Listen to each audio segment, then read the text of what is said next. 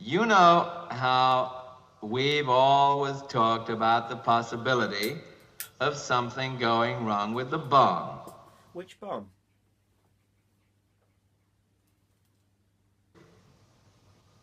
The hydrogen bomb. The hydrogen bomb. That thing's real. Well, now, what happened is one of our base commanders, he had a sort of, well, he went a little funny in the head. What do you mean? A bit funny in the head. You know, just a little funny. And he went and did a silly thing. What did he do? Well, I'll tell you what he did. He ordered his planes to attack your country. What the fuck? Uh, well, let me finish. No. Listen, I'm going to call you back. How do you think I feel about it? Hey, Space Cadets. So, I've just got off the phone with the legend that is Peter Sellers. If you've not seen Dr. Strangelove or How I Learned to Stop Worrying and Love the Bomb, I think that's the title. Yeah, check that movie out. Really funny. Really funny. So yeah, the bomb, the hydrogen bomb. And the reason I looked that up was because I found our old house phone today. Bit of a weird reality shift with that. We had a green phone. Sure, we had a green phone. And I've been looking for this phone for a while, and I found it out in the garage hanging up, and it's black. Very weird. And my dad remembers it being black. This dad, anyway. So, oh yeah, I went into another parallel dimension. What are cookies called in the Matrix? Neo cookies, of course. What else? Look how similar those are. The like milks, they're kind of inverted. Yeah, so there we go, from a parallel world. Yeah, I've been looking up physicists, and yeah, this fella come up. What's his name now? Rudolf Parellis. He's a German-born British physicist and had a major role in Britain's nuclear programme. And the reason I looked this fellow up is because there's a department, a building named after him in Oxford, and it's the Centre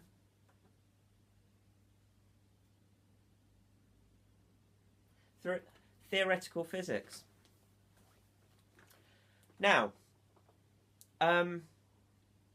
I tried to kind of become grounded in the last few days, and I heard a video, and this chap said that scientists aren't acknowledging the Mandela effect. They're looking at it as being very fringe, and they're not taking any notice of it.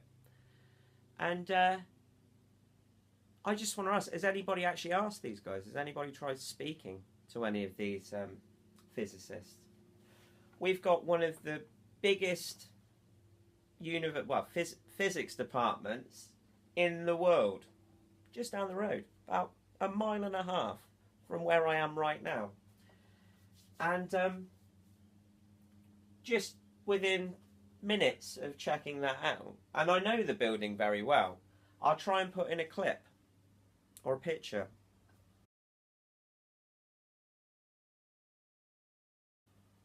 Yeah, it's a real kind of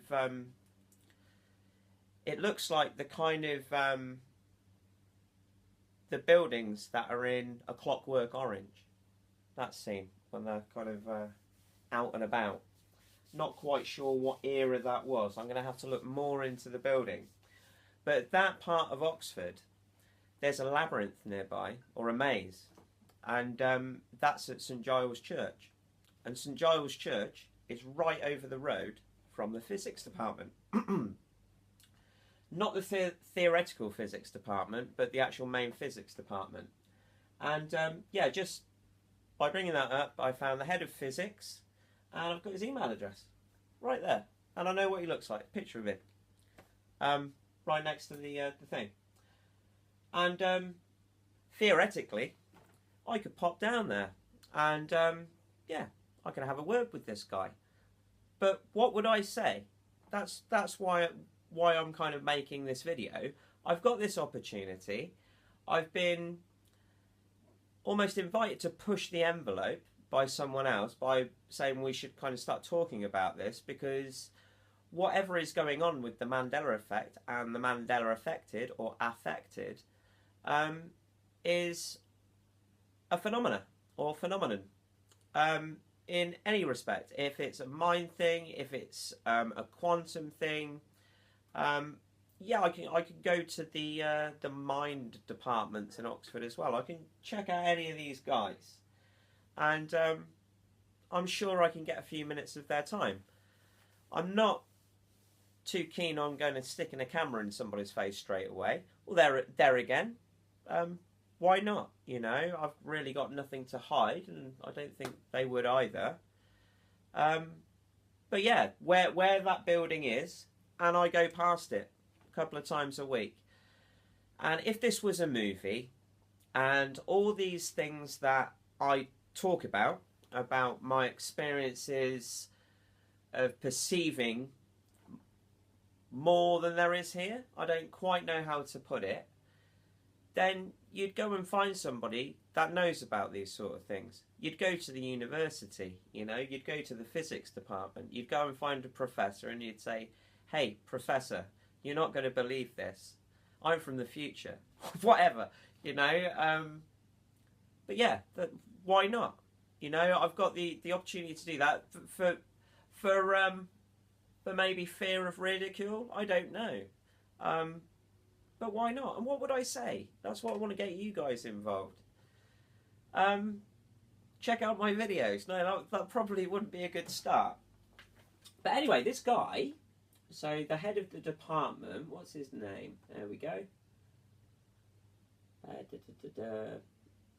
It's even got phone numbers and everything. Phone them right now. Right. Yes. I feel everything. I see everything. I've just read all your research. Yeah, all of it. Yes, I'm on my way to you now. I will be at your door at 10 a.m. I could do that shit. You know, they probably accuse me of watching too many movies. But the synchronicities surrounding that part of Oxford are phenomenal. The energy there is something else. I've made a few videos really, really close by, and I've had some quite unique experiences when I've got the camera out and I've started talking. The church, I actually stayed in that graveyard, atop a grave, when I became homeless some time ago. And yeah, I was a really classy homeless person. I had like £120 yoga mat, and I had that on top of one of the big stone graves, and I had my dog with me. But that's where I spent one of my first nights of being homeless, or I spent some time there anyway. And I've later found out that there's a maze there. And yeah, it's a round maze, a circular maze, just like in Westworld. And yeah, it's a walking meditation maze. So there isn't actually a maze, but there is the plan for the maze, and there is a route to walk. And the idea of that healing kind of technique is very, very familiar to me. You know, walking the maze, you go in and you have your points at the maze, and you return with some wisdom. It's kind of a chance of contemplation, and the maze is within. And the church was named after St. Giles, and he was the patron saint of beggars and lepers and a few other things, but he was the patron saint of beggars, which I didn't know when I stayed there that first night. I later found out that the vicar from St Giles Church was really lambasted in the press because he evicted many homeless people that were staying in the graveyard or in the church grounds. And yeah, so that was quite funny. But Giles, St Giles, and he was called St Giles the Hermit, which I can really identify with. I'm much of a hermit myself. Yeah, that's right by the physics department. And there's supposed to be a henge under Oxford, a really big henge, because there was some archaeologists and they did a dig not far from where this physics department building is, and they found stones, or they found the outside of a henge. It was kind of like by the angle of the stones, the way that they were going round, they would have to excavate kind of so much stuff in Oxford because it ran right underneath the Randolph Hotel. So if you get kind of a map view of Oxford and you look at the Randolph Hotel, you'll see St Giles, you'll see the church, you'll see the physics department, and then right next door there's the hospital, the Radcliffe Hospital. I think that was actually called the John Radcliffe Hospital, and that's a very weird area. There's big underground kind of garages there. There's the observatory there. There's a new building there, which is £100 million building, and yeah, the whole area. There's a massive part of that area that was excavated out, and the hole, it went down so very deep. I was going to do a bit of Nick Cave there. No, the hole went down so very deep, and yeah, 200, 300 feet, I could see it. And now that all the development's finished with this £100 million building, which is the Blavatnik building, one of the richest men in England. Yeah, now that it's all finished, it's all grassed over, you know, and there's apparently nothing there. But at the front of the hospital, there's underground kind of garage doors. And I did a cruise around the area on my skateboard and did some filming there. And they had a big 1984 poster outside on that day. It was really trippy. And a friend of mine, I kind of pressed him a little bit about saying, is there an underground facility here? Because, I mean, why would they dig down that deep? And where did all that £100 million... I started asking too many questions, I think. But, yeah, so that whole area, that whole part of Oxford, I just kind of... not take that for granted, I just don't dwell too much on it. It kind of came to me. It's like what I was trying to describe the other week about there's a scene in Wayne's World where they leave the gig. It's about an hour into the movie, and I haven't seen the movie in so long, and I just found this clip. I just managed to get this clip the other day. I tried to edit it into a video, but like always when I find just a real nice piece of footage, I can't convert it, I can't edit it down, I always end it, it just takes forever. But they leave the gig and they say, is that Alice's limo? So there's a Alice reference, and it's a big white limo, which I feel represents the rabbit. And the security guard that they meet, he just spits out all this information that Wayne and Garth need to know about Alice Cooper. It's Alice Cooper, you know, and I never made the Alice connection, but I'm seeing Alice all the time now, and the rabbit all the time. But the security guard gives them all the information they need to do whatever it is they need to do. And when they walk away, they break the fourth wall, and they say, that security guard had an awful lot of information, don't you think?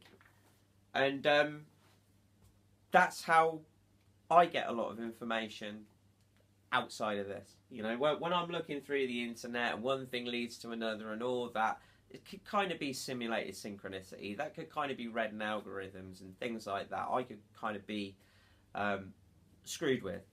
But when things happen out there, you know, with real people and, yeah, real information, it's really overwhelming. But, yeah, I really do feel inspired to go down to the theoretical physics department and yeah, start talking to some of these dudes.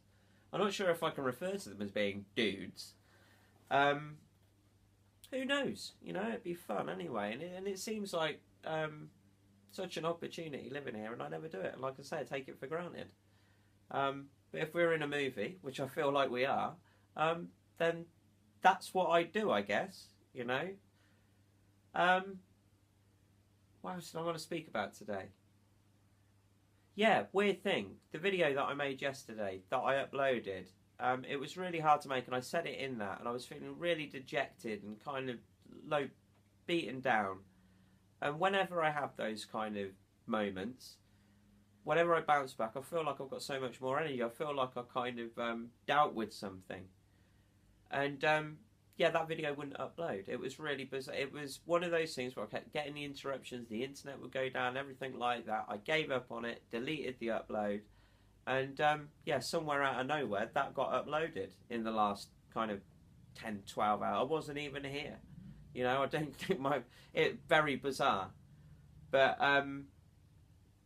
yeah, I just wanted to share this kind of thing about going down to the physics department. What do I say? How do I do this? Obviously, I'll probably dress different. Or I might go down there on my electric skateboard.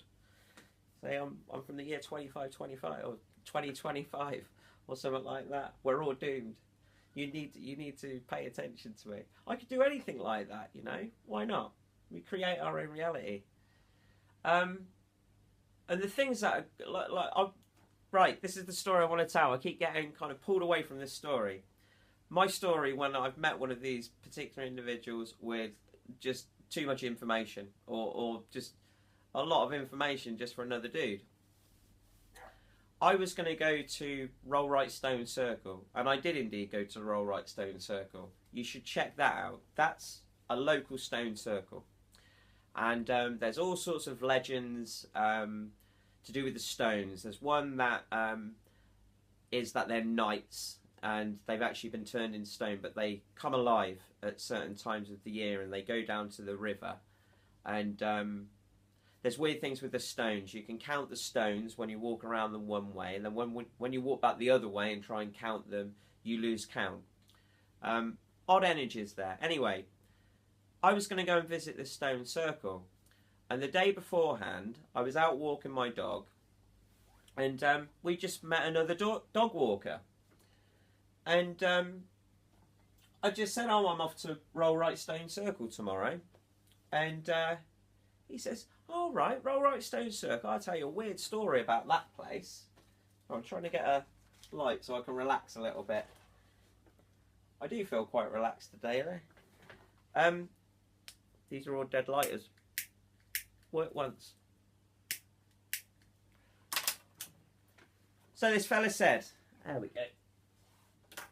So this fella said, oh, I'll tell you a funny story about Roll Right Stone Circle. And some years before, in the late 80s, maybe early 90s, can't remember, but it was a long time before we had this conversation.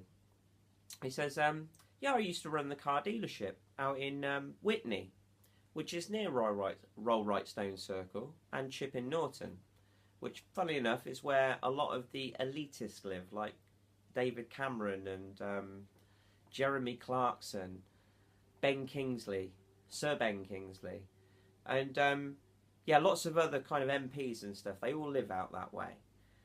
But this fellow worked in Whitney, and he was a used car salesman. And when I tried telling this story a few days back, that bit of information like came to light, that he was in fact a used car salesman.